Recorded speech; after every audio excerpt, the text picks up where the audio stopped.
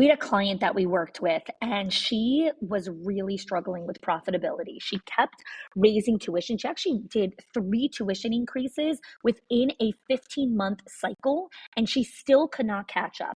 So I helped her work with our 6 money leaks in schools, and she only used 3 of the 6 money leaks and cut her expenses by 50%.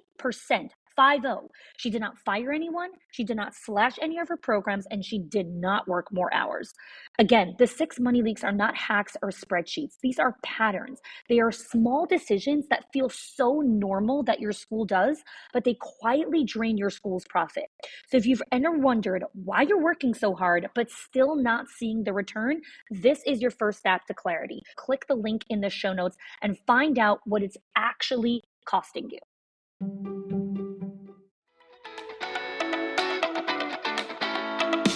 Welcome to the Schools of Excellence podcast, where we have conversations about education, leadership, and building a school of excellence. The goal on this show is to bring you clarity, up-level your mindset, and give you practical strategies and inspiration so you can show up with confidence and trust your decision-making. I'm Chani Wolshansky. I'm a mom of 4 under 10, a former New Yorker, and been in the early childhood field my entire life. And I'm so grateful that you've joined me for this conversation.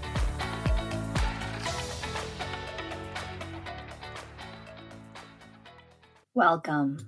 This is an interesting episode, very different from our usual programming. So I wanted to take a minute to explain what you're about to hear today. This is a 2-part series, which is an excerpt of the Priorities Reset call that I do with the members of our Directors in Our Circle and our Owners HQ program every 90 days. So in our flagship Schools of Excellence program, where we support directors, owners, regional managers, VPs of operation, and executive directors, every 90 days, we do something called the Priorities Reset call. This training is divided into 3 parts: reflect, restore, and recast. In today's episode, I'm going to share with you the first 2 parts of the training, reflect and restore.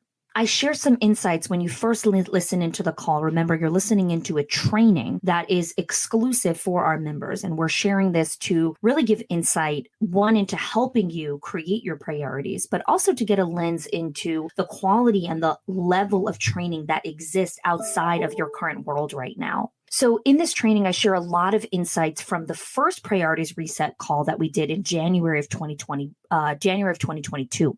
Which is just a couple of months ago. This is a training with a lot of questions and an interactive experience. And so while usually you may listen to the Schools of Excellence podcast episodes in the car or while you're doing other things, this is an episode that I recommend listening to with a pen and paper, as you'll want to take a lot of notes.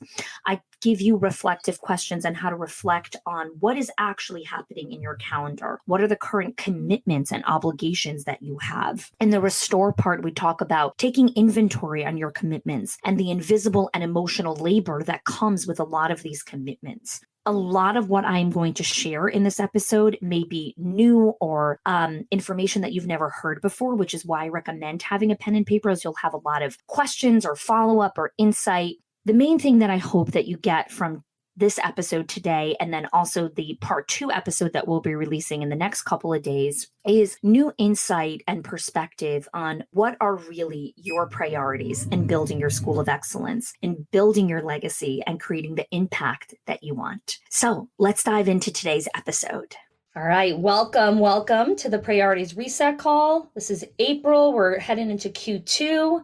Let's jump into the comments. What is your intention for today's conversation? What is your hope, your dream that you will get out of a conversation called the Priorities Reset? Also, while you're chiming into the comments, please just give me a yes if you did some time tracking this week, if you took the time to assess where is your time going and what is actually taking up your time and attention and all of those things. So let me know in the comments.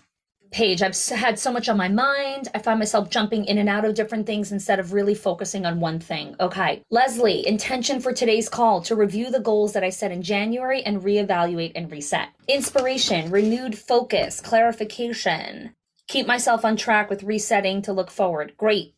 Awesome. Amy, committed to my time lock. Stop being distracted. Yes. Or being distracted less, right? Instead of the full stop, let's be distracted less, right? So I want to review what we spoke about in January's priority reset call in the first kind of couple minutes here, and then we'll jump into what Q2 is about. In January, I explained to you this concept called creating a time budget. Okay, we spoke about how many hours do you want to be working? What days each month can you clock out earlier? And what do you do with your extra time? When you create a time budget, I explained the percentages that we look at within our time budget. 50% of your time is fixed. That time is clocked in, like you can't change it. And 50% of your time is fixed that's the time when you shower and brush your teeth and work and you do payroll and you take out the garbage and you eat dinner and you go to sleep, right? All of those things. That's 50% of your time is fixed. One of the things that I explained in January's call was about just like you make a financial budget where you have your fixed expenses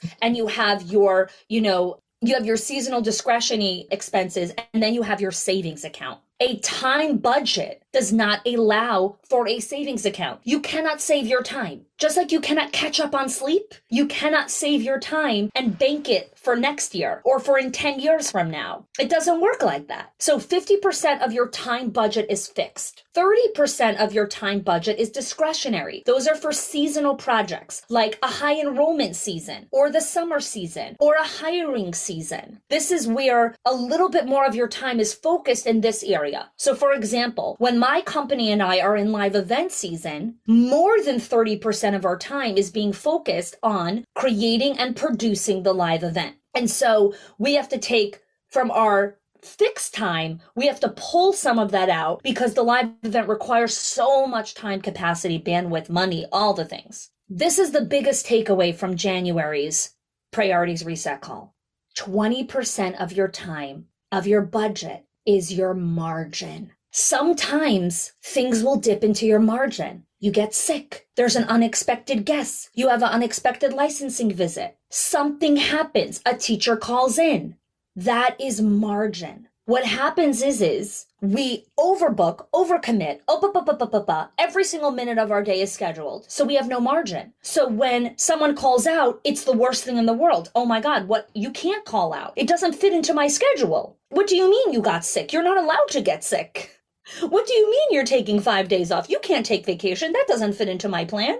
You need margin. Margin in life. We don't create the margin. And so when we don't create the margin, we're perpetually exhausted, overcommitted, overworked, and burnt out. So let me do a reminder again of what is margin and how that works. If you work 40 hours a week and 50% of your time is already fixed, that means 20 hours are already designated for work that's going to happen. Then you have 30% that's left for the seasonal stuff, and 20% is your margin, which means you need to budget about 8 hours a week of white space for things to come up. So when you create your time blocking and you create your theme days and you create just what's happening in your week, there has to be space that there's no commitments. And eventually the goal is for it to add up to about 8 hours where there's no commitments, because that's your margin. That's your dipping space, right? Where let's say you're talking to a parent and it takes an extra 10 minutes. Okay, it's okay. I have time. I have margin. Or you had a one-on-one and the teacher was crying and you needed to give her a few minutes. That's okay. It's not, sorry, you got to stop crying. I got the next one coming in. There's margin. There's space. But we have to plan for space. I often tell clients, whatever was like, so many times people tell me, but shouldn't it just happen? Like, isn't it just supposed to like happen or be like that? I'm like, whatever was supposed to happen already happened. Always remember that. Whatever was supposed to happen already happened. You want to create opportunity. You want to create the margin. The margin doesn't come to you. You create the margin, because margin isn't a default setting. When you wake up in the morning, you don't need to create time to brush your teeth. You will not exit your household without brushing your teeth. You do not need to create time on a calendar that says shower. You will remember to shower. You do not need to create reminders on your phone, wedding day. You will remember it is your wedding day. We hope. We need reminders of margin because life gets so busy and so hectic and so full with beautiful things. And if we forget to pause, we overburden ourselves and we forget the priorities. So now I want to explain to you a new concept when it comes to time. Because today's call is going to be divided into 3 core parts: reflect, restore, and recast. I'll say that again. I'm dividing this call into 3 parts. We are going to reflect on the last 90 days. We are going to restore ourselves with what our priorities actually are. And then we are going to recast. What are we recasting into our life? Because what happens is things come up onto our plate. And then before we know it, we're like, I'm not supposed to be doing this. This is not my job. I didn't sign up for this. I said I was going to do this once. Now I'm doing this every Thursday. 1 second. Give me a yes in the comments if you're like, oh, hell yes, this happens to me quite often, right? Where it's like, oh, I thought I was only going to do dinner on Thursday for that person. Like, why am I doing this every Monday, Wednesday, and Friday? Like, what happened? Yes, lots of yeses, okay? You're not alone. You're not alone, ladies. You're not alone. Because we are the caretaker, the giver, the provider, the nurturer, the fixer, the everythinger. We're the everythinger. We're leading from this beautiful place of taking care of people. But I was telling this to, I think Taylor and Heidi were on a call with me earlier this week. And I said, the road to hell is paved with good intentions. You can have the best intentions in the world. You still head into craziness. So this isn't about, do I have the right intentions for my calendar? This is about, am I setting the right practices and taking the time to pause and say, not doing this anymore. It creeped. All right.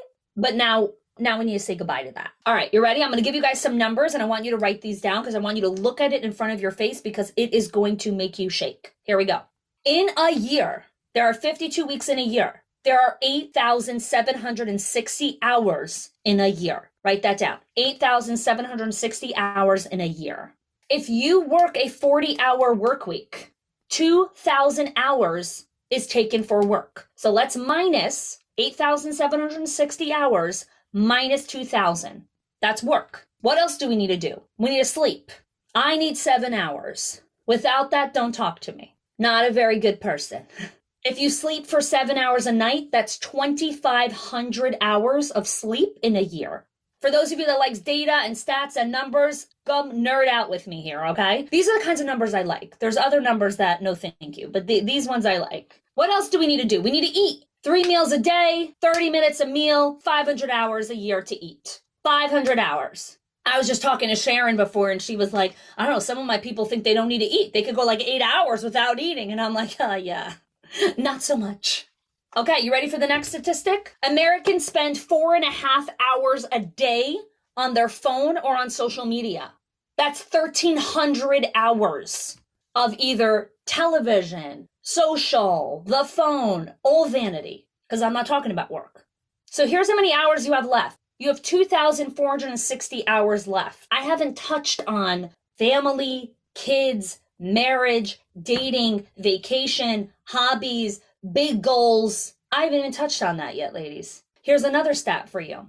It's called the 10,000 hours for mastery. Do you know that if you want mastery at something, you need to work at it for 10,000 hours? If there are 8,760 hours in a year, there aren't even 10,000 hours in 1 year. And that doesn't include all the eating, sleeping, all the other stuff. Do you understand how many years it takes to develop mastery in something? And then we have teachers or leaders who give up after 5 months. Been going at it for 5 months. I'm still not good at this. Dear God, I must be a loser. No. You've been at this for like 30 hours. Sit down, pumpkin. You still got time. The last statistic I noticed was 1.5 hours. That was during your time tracking. So before I tell you what these kind of statistics are kind of doing to a lot of people when you start looking at this, let me know in the comments. What are you reckoning with when you hear this? What are you hearing? What are you processing? What is it like, oh gosh? What's your oh gosh moment right now? Again, share with us.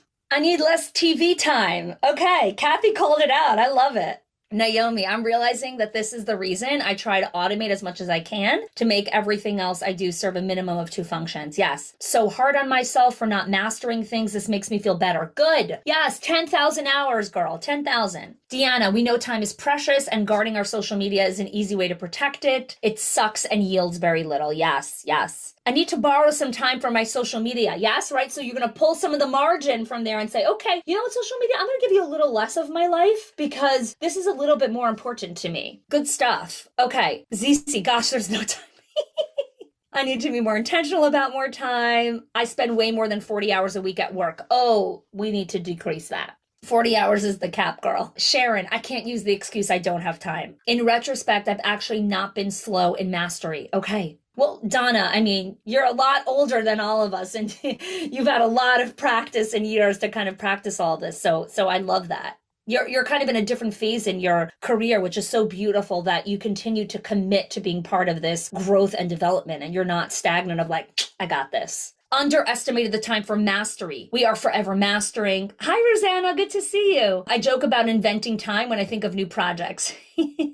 Awesome. Catherine, the encouraging thing is there's a little bit over 40 hours a week for fun stuff. Oh my gosh. There is so much time for fun and hobbies and joy and so many things. Yes. Let's go into this kind of phase one of reflection, right? Because remember, the call is about reflect, restore, and recast. So in this reflection phase, we're doing what we're doing right now. We're auditing.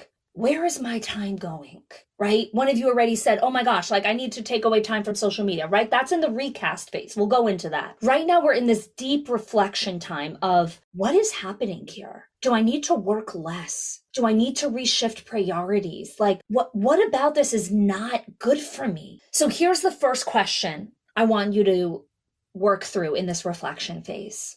What were the top 2 most significant decisions that I have made in the last 90 days? I'll say it again. What have been the top 2 most significant decisions that I have made in the last 90 days? And I'll explain to you in a minute why I'm leading with that question for reflection. But first, I want to give you a chance to reflect. What have been the most significant decisions? And you can choose to answer this question from a personal perspective or your professional perspective, right? It might be the 2 most significant decisions in the business or the 2 most significant decisions in your personal life. I'm just going to loop back here for a second while you guys share with me in the comments your 2 significant decisions. Mike shared something really powerful when I was talking about the 10,000 hours of mastery. My limiting belief is I'm not good enough, and mastery takes time. Reflecting on giving myself the patience of where I am spending my time so that I can put more time towards the mastery and balancing, right? The rest, the moments of quiet, nature, peace. It's this beautiful reflective moment of, if this is how long it takes to develop mastery, am I giving what I want to be masterful at the time that it needs? I want to share with you a story about a client of ours who started in our directors in our circle and moved her way into our Owners HQ program when we opened that up as well. Lucy Griffin is the owner of the Growing Room Preschool in Cincinnati, Ohio. And when she first came to the Summit of Excellence, she was working 80 hours a week. She had high blood pressure and was just working way harder than she needed to. She was just trying to wing it, trying to stop all the chaos that was happening in her center.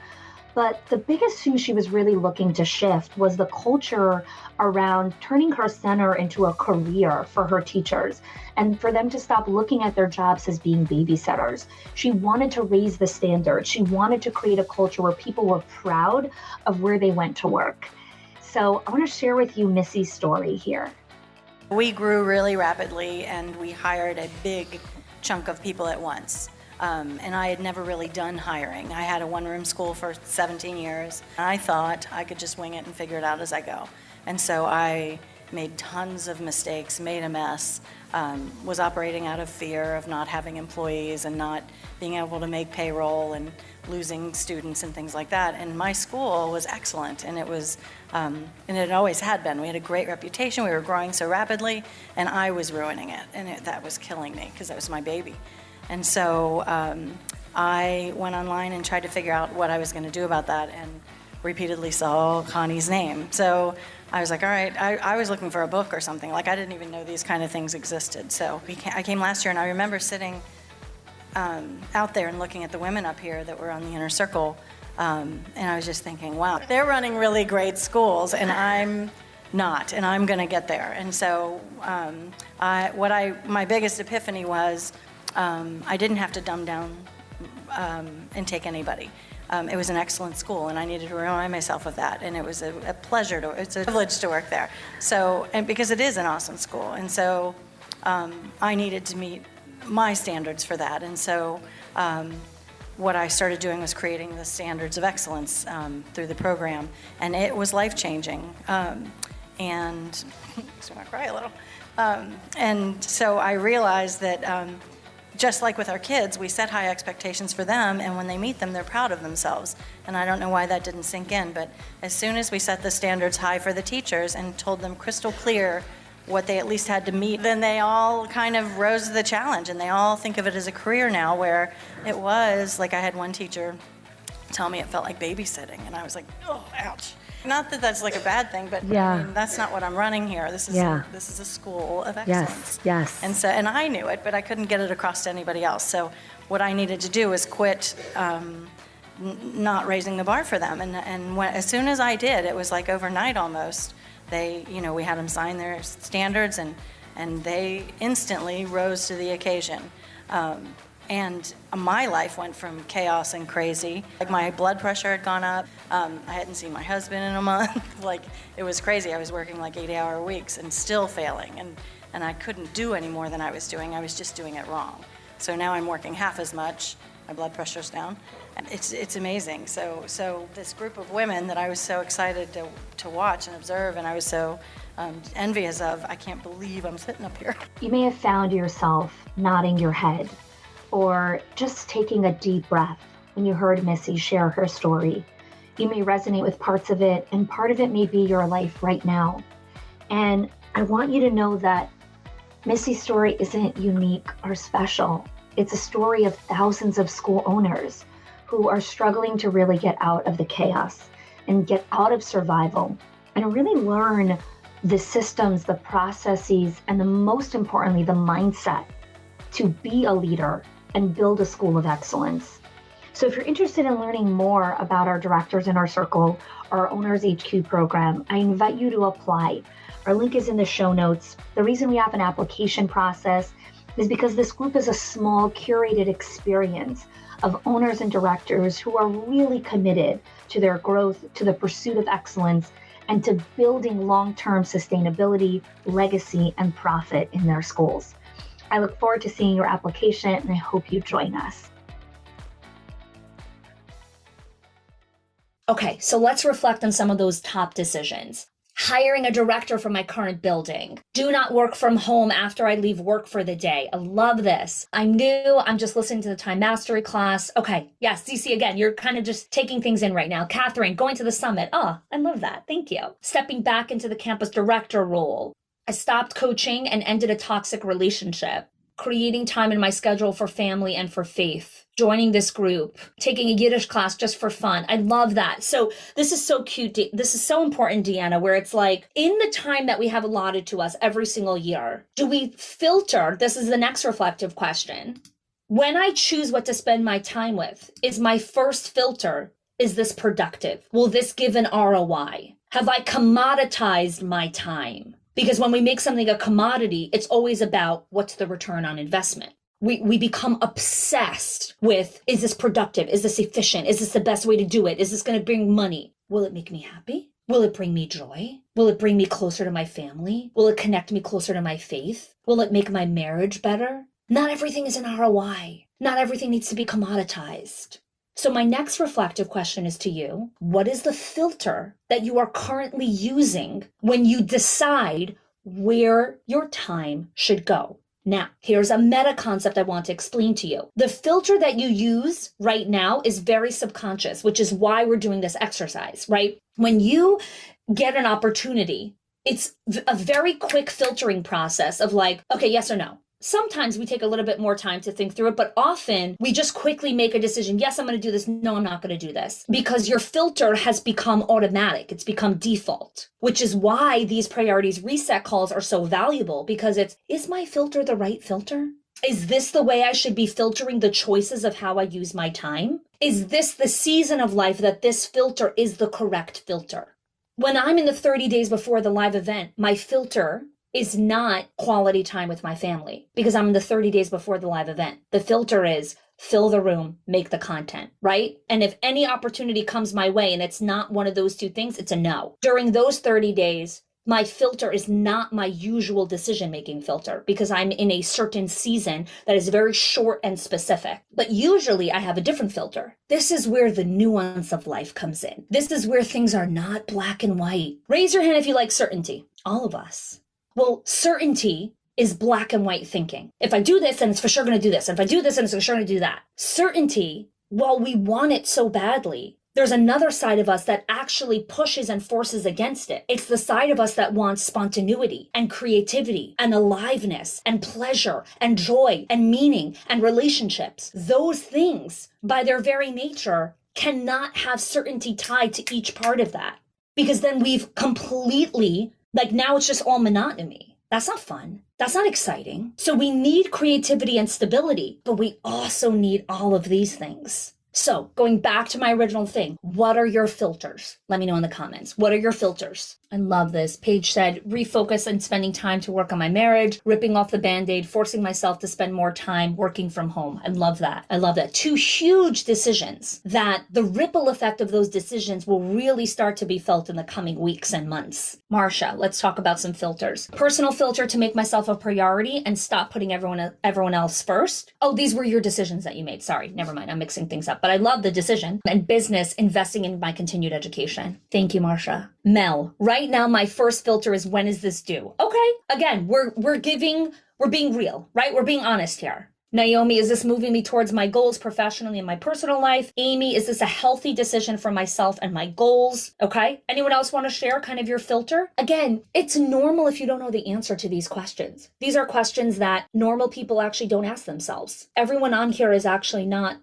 part of the norm. We're disrupting the way that this industry works. We're disrupting the way that we currently operate in our lives. Most people are not asking these questions, which is why it's so hard to answer them. Let's look at some other reflective questions. Is there anything that I'm currently committed to that I can completely abandon and let go of? Is there anything that I am currently committed to, anything that's on my calendar, any current commitments that I have that I can completely abandon and let go of? The reason I use the word abandon, because it's a very strong word, is because this is different than saying, oh, I'm going to delegate this. Abandon and let go of is, it's out of my life. It is no longer in the ethos of what I think about. It's very different than I'm going to delegate this. It's important to delegate things, but that's not what we're talking about here. These are hard questions, ladies. These are hard questions. A good hard, but they're hard. Catherine is abandoning being a teacher in extended care. Congrats. I love it. Leslie, special events for our centers. This should be something that our center directors do. Okay. You're not there yet. Okay, beautiful. Thank you for recognizing where you are. And the other thing I want to share, Deanna, and for everyone, you don't need to catch up. There's no race. You're exactly where you need to be. If you're not here right now, then you're just not here right now. Be where you are. Be where your feet are. There is no judgment in not being in this place yet, right? Everyone is in different phases of the journey. I'd like to say cleaning my house, but that's delegating. Yes, that is delegating. And I think everyone should delegate cleaning their house to someone else. But that being said, that is delegating. That is not letting go of abandonment. Erin, okay, here we go. This is great. Worrying about tomorrow. And I'm so glad you brought this up, Erin, because this is what I had wanted to share is we often think of, when I ask the question, what do you want to let go of or abandon? We think of this physical thing or project, when really so many of the things we need to let go of and abandon live up here, are your thoughts. There are thoughts that are debilitating for you and toxic that you need to completely eradicate from your psyche. So now that Erin kicked us off, now I want you to come into the comments and I want you to think from that perspective in this reflection. What thought do I need to abandon? That I need to say, thank you for being in my head until now. You are no longer invited into my brain. Goodbye. Taylor, that I have to be perfect all the time. Shanna, I've slowly let go of many tasks over the last 2 years. Baby steps. I have a hard time letting go of tasks unless I know it will be done correctly. Here's the thought. Not everything will be done perfectly, and I am still okay. I am still enough. I am still good enough if the paper wasn't done right. Liz, letting go, there isn't enough time to get everything done. Beautiful. Catherine, then I need to get everything done immediately. Yes, that was a huge, I'm still working through that one, that everything needs to get done yesterday. I'm doing enough. I can be better. I think I've already done this with caring what people think, connected with perfectionism. Yes. Marsha, that I need to know what's going on in all areas of my center. Yeah, this is a very kind of natural growth as you enter this real stage of ownership and stepping into your role as an owner. The questions that you need to ask are not, what do I need to do today? When you're an owner, you need to ask yourself, what will I build, create, and design today? If there isn't time on your calendar for designing, for building, and for creating,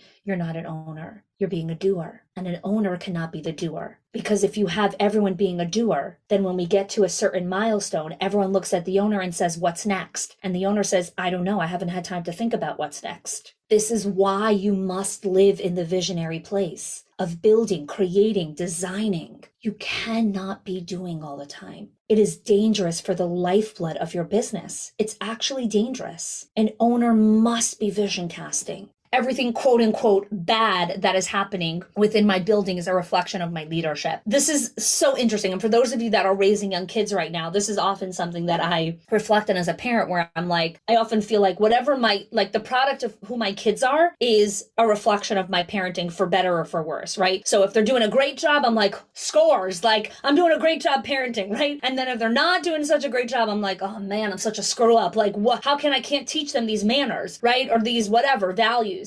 Not everything is connected to you. Not every single thing is your fault and you're this and this is the balance of leadership of, yes, you need to create the right environment. Yes, you need to have the difficult conversations and you need to do the deep work. And some things are just going to take its course. And that belief and acceptance is so hard. But when we get there, we operate from a place of fullness and okayness. I'm okay. It is okay. Sharon, I'm a helper. I need to stop doing things for teachers rather than giving them the tools. I will abandon doing tasks for my teachers to try to make things easier for them. Thank you. So let's move out of the reflection phase. But as we move out of this reflection phase into the restoration phase, I'm going to give you a little journal prompt that I want you to do before we go into restore. And this is the journal prompt. What is the story that my calendar is currently telling me? What is the story that my calendar is currently telling me? When you look at something, it tells you a story. When you look at your bank account over the last 90 days, it will tell you a story. It will tell you a story of what your values are, of where you spent your time, of how you spent your money. It will tell you a story because the numbers don't lie. Your calendar will also tell you a story because the data doesn't lie. So I want you to journal prompt on, what is the story my calendar is telling me? Just give me a yes in the comments if this is an exercise that you would like to commit to. Again, this is optional. We're not mandatoring this. That wasn't a real word, but that's fine. So we're stepping out of reflection and let's go into restoration. In this restore phase, the first step that we do is we take inventory. So let me explain to you from a high level, what does inventory mean before you take inventory of your life? So before you go away for the summer, before you go spring shopping, before a new store owner orders new supply, or you as a business owner order new supplies for your staff, you do something called inventory.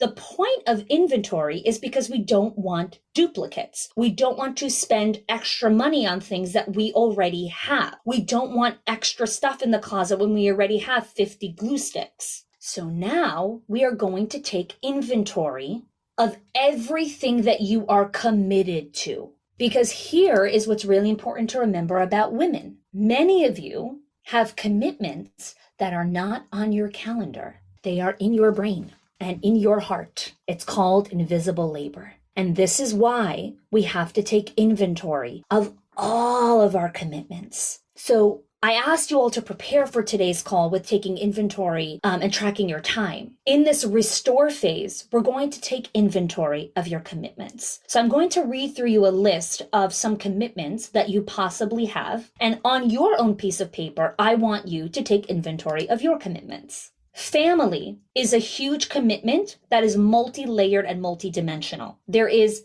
nuclear family, which is immediate family. There is extended family, brother-in-laws, sister-in-laws, in-laws. There is other extended family, uncles, aunts, nieces, nephews, cousins. There are family dinners that we are committed to. There are family functions that we need to be a part of, whether that's the annual Christmas party or the, July 4th barbecue. So when someone says family is my value, I'm like, great. You have hours and hours of commitment then when you say yes to family, right? And especially if you have a big family, right? I have 8 brothers and sisters. Mayor has 9 brothers and sisters. I can spend my whole life just taking care of family. I've got 120 cousins, right? So we have to be selective about who comes into those commitments. So that's family. Now, by a show of hands, how many of you are connected to your own community where you live in, whether that's a religious community or your neighbored community? You're connected to at least one type of community, whether that's a mom group or a book club group. Okay, how many of you are connected to at least one type of community? This is a community right here, right? So this is one type of community, okay? So I want you to let me know in the comments if you're connected to more than one, right? This is one. So if you're connected to more than Schools of Excellence community, what are those communities? Let me know in the comments, right? Just give me a list of some of those communities. Mom groups, book clubs, business masterminds, religious groups, whether you go to church or to synagogue, like those are all communities. Church groups, okay. Let me know in the comments. Let's hear what communities you're committed to, right? Because here's the thing. On your calendar, it might not say, make dinner for mom that just had a baby in the church. But when you get requested for it, you will do it, which means it's a commitment that exists in your life, even if it's not currently on the calendar. And that's what margin is for. Okay, let's hear. Religious groups, friend groups, family, church, friends. Catherine, none other than this group. Okay, crafting, soccer team, health accountability tribe, neighborhood, high school friends, college friend, boys, moms groups. That's a fun group. Ministry team at church, staff night outs, firewives. I didn't know you were a firewife, Erin. I need to introduce you to someone. I did not know you were a firewife. I have someone that I need to connect you with. Okay, synagogue, board, kids sports groups. Yes. Okay, ladies. Look at all of these commitments, but they are beautiful commitments. They bring meaning and purpose and joy into our lives, or you wouldn't be part of them. So we have to make sure when we're taking inventory, we're saying, am I creating enough time for me to be part of the Boys Moms group? Is this important to me? Am I creating enough time for me to sit on the board of these nonprofits? And what we need to remember is as you move through the success ladder, you will get more and more and more opportunity put in front of you. I get asked at least 4 times a year to sit on some board. And I have a rule, I don't sit on boards. For now, in this season of life, I have too many other commitments. I can't do it, right? And that's where the filter comes in. Here are some other things that take up our time and commitments. Kids sports, your extracurricular stuff. Your husband or partner might have extracurricular things. He might be on a sports team or have, play golf or I don't know what, any of those things, right? That is a commitment that you make. I always tell my husband, I always talk about, I'm like, when you say yes to something, I am also saying yes to it because we're married and we have kids. So when you say yes to go giving that class, you're saying no to doing bedtime that night, which means I'm saying yes to running the fort by myself. So this is a joint decision. This is why the interlocking of relationships, whether that's in marriage, partnership, or in your school with your owner, with your director, we have to remember you can't make these decisions in silo because they impact other people.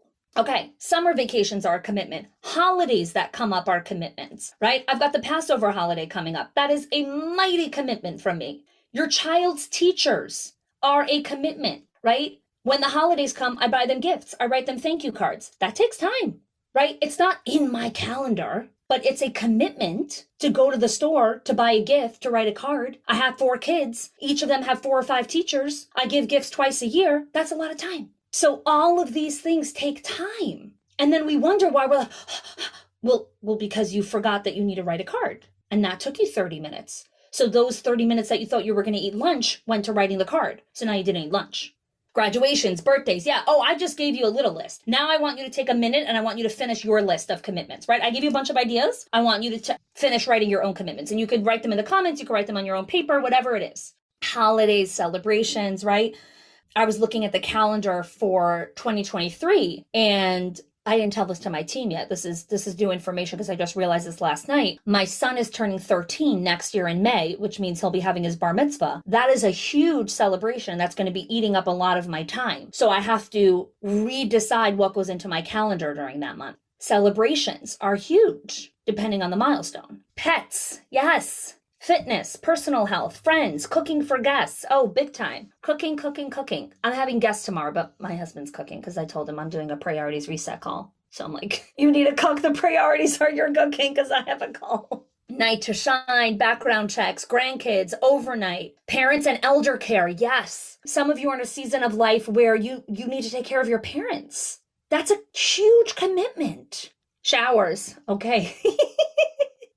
You're not talking about actually showering. You're talking about baby showers and bridal showers, right? Both. Okay. Okay. So let's pause for a second in this restore section before we go to recast. What are your insights as you started to take inventory of your commitments?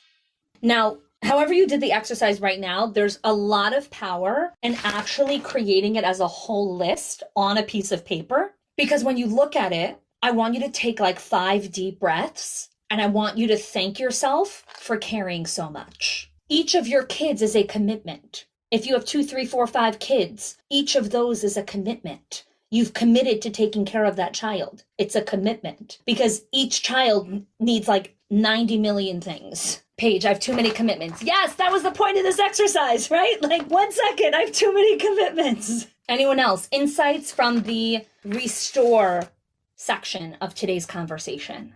I want to hear from all of you. Some of you have been a little bit quiet. I know some of you are watching in the background, but participate with us. Let us know in the comments. This is, again, all trainings that we do at Schools of Excellence are collaborative. I just told myself, thank you, and you are important. Yes. I hold little of the things in my head and need to give some to my husband. Yes. Invisible labor. It's real. I think I did a strategic advisory on this, Michalina, on invisible and emotional labor.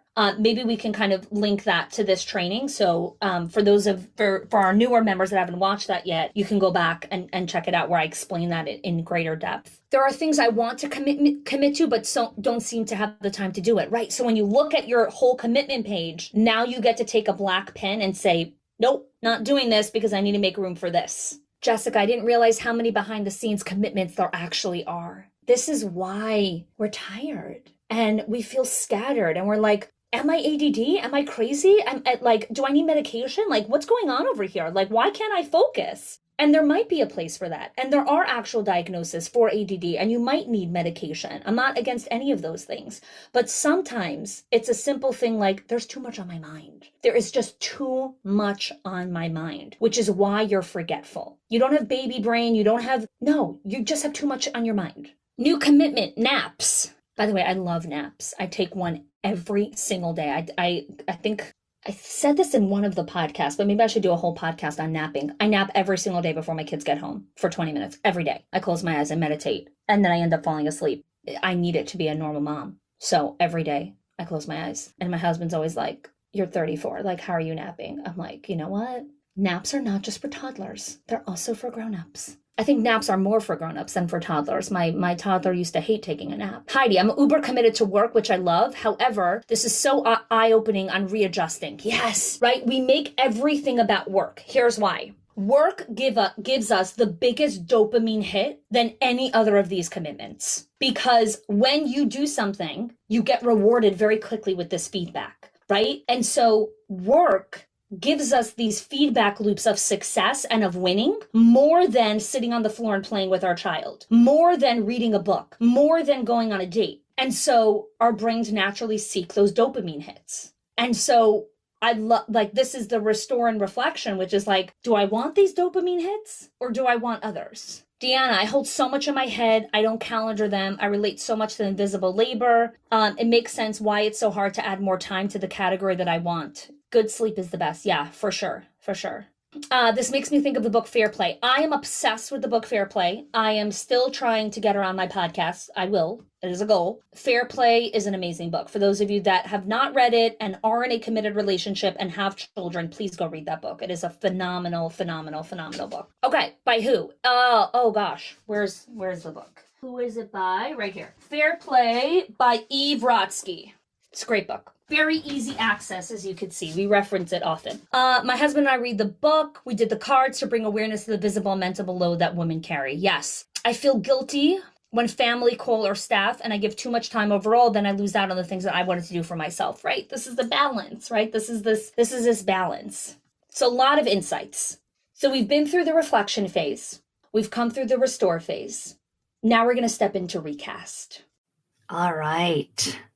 That was a lot. And for many of you listening, a lot of what I shared is probably a brand new concept, like how to create a time budget and creating margin in your life. This concept of creating margin is actually something that I talk about in a different episode called The Ideal Week. You can check into that. And in the next episode on this series, I'm going to be talking about recasting what commitments you want to recast into your life to continue to design the life that you desire. And so while today's episode was, intense, there was a lot of things that I'm sure you reflected on, and I hope that you took the time to do the exercise alongside. I would love to hear from you. I would love if you can join our conversation on Instagram or in our Facebook group and share with us some of the insights that you had from today's call. If you enjoyed this training, if you learned something new, if you feel that you had an insight or just this little transformation of, this is something I want to stop doing or start doing, I want to share with you that this is just one of the many different types of support and training that we offer exclusively to our members on an ongoing basis in our Directors Inner Circle and in our Owners HQ program. So if you enjoyed today's training, I would encourage you to take some time to apply for our program and see if this is a right fit for you. The link for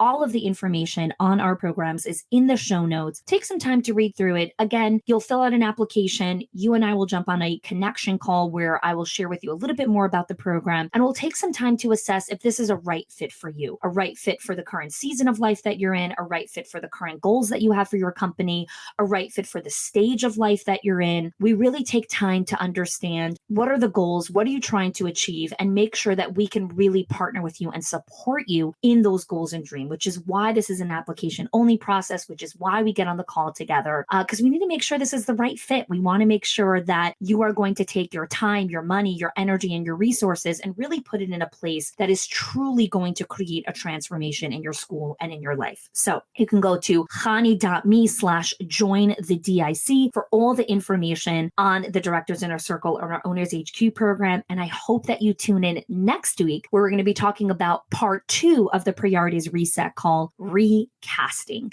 Thanks for joining us on the Schools of Excellence podcast.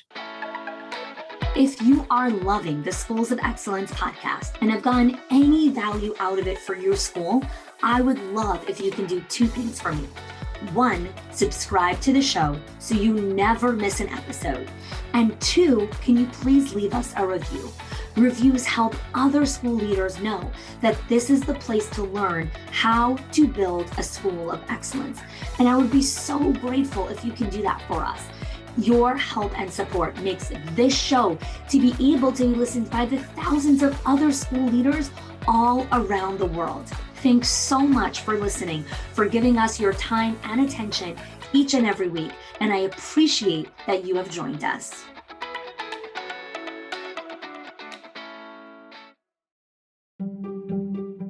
If your accountant has ever told you to cut back on professional development or slash your teacher appreciation budget or your staff development budget just so you could stay afloat, or has told you, hey, you probably can't go invest in that program, please listen.